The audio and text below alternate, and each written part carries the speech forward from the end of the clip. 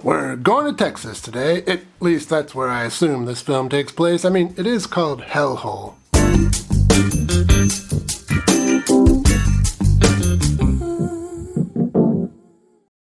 Welcome to Exploitation Reviews, and me, Rob, and today I'm taking a look at Hellhole from 1985. This film is art from an especially fertile period in human creativity known as the 80s.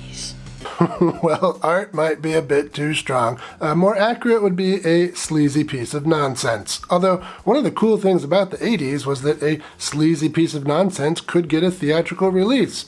And I'm sure many of the ticket buyers also got a release. Let's check it out.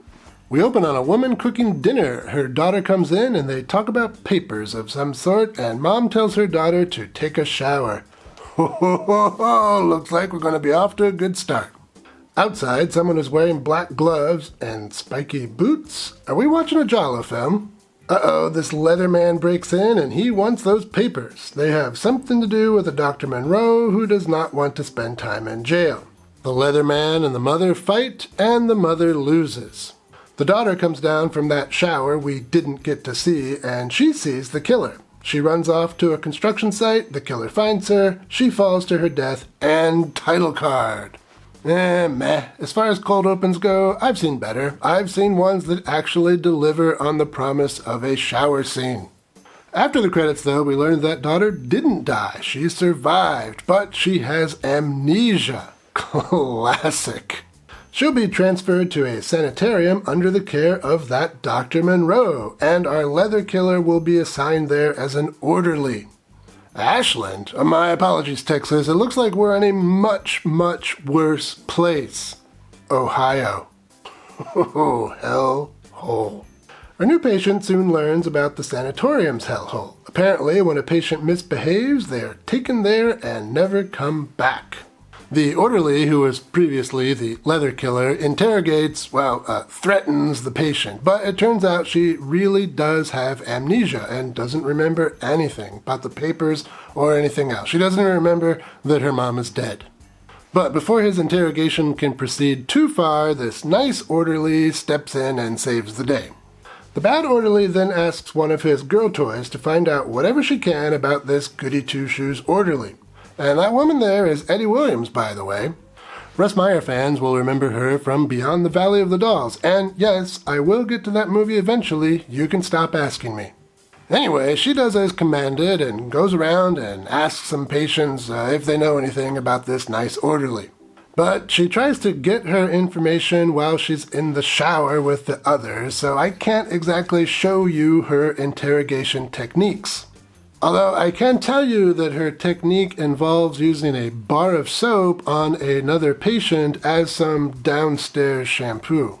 And anyway, this interrogation does lead to a kind of a big fight in the shower, and we learned that razors didn't exist in 1985. I guess that's why they needed downstairs shampoo. Anyway, we finally get to see more of what's going on in the hellhole, and hey, look who it is. That's Marjoe Gortner. We last saw him on this channel in Bobby Joe and the Outlaw. Here, he's one of the mad doctors testing experimental drugs on these mental patients. They are trying to develop a chemical lobotomy, and they aren't having much luck. And I'm not sure why they're even working on a chemical lobotomy. It's not like this drug would ever get FDA approval. But maybe it's best not to think too hard about these things. The goody two-shoes orderly sees them kill a patient, and it turns out he's there undercover as well. Ooh, intrigue after intrigue. He's trying to catch these doctors performing illegal experiments. And we learn that some of the patients who are the victims of these experiments don't die, but they become something else, something more monstrous. And yeah, they'll probably play a role at some point later in the movie. So our main gal tries to escape and is captured. So will that goody two-shoes orderly be able to save her in time, or will his contacts on the outside be able to come in and save everyone? Well, that's enough out of me as far as plot goes. Let's talk some highlights. Well, this is a kind of women in prison film and also a kind of a mad scientist film, and as such, it has elements from both those kinds of movies that we like. We've got a well-populated shower scene, inmates being in lesbians with each other, orderlies getting involved in the comings and goings of the patients. We've got a sadistic warden. Okay, here it's not a warden, it's a doctor, but same idea. There's some light torture, and as a special treat, we have a mud bath scene with 2 women and 1 man. Shocker.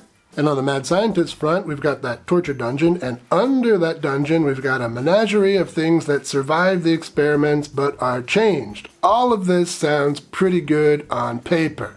Add to that, we've got a pretty great cast of exploitation film regulars. Robert Zadar is here. You'll remember him from Maniac Cop. Maniac Cop. Remember the 80s when you actually had to specify that the cop was a maniac?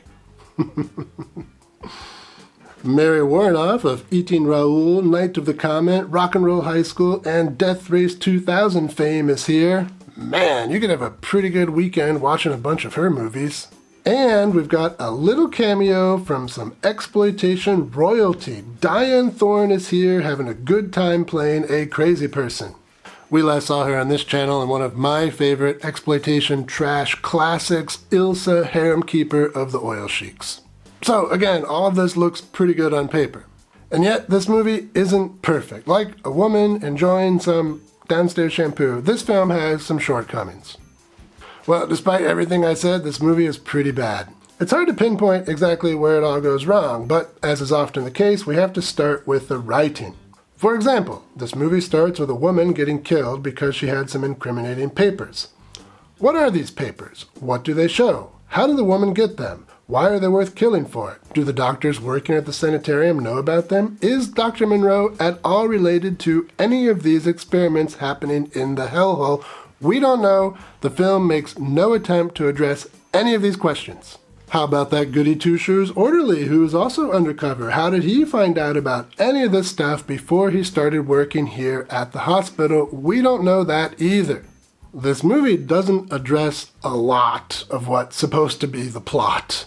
And those papers in particular, that is just pure MacGuffin that exist only to get the story started, but they play no role whatsoever beyond that. Aside from that, I never really cared too much about this main gal. We should. She watches her mom die, and then she loses her memory, and she's in this sanatorium, against her will. That should engender some sympathy, but her performance doesn't really pull those sympathies out of us. So the movie is just kind of a mess, and it doesn't do its cast justice. Although Edy Williams does take a mud bath with 2 other people, so there are some reasons to watch this film.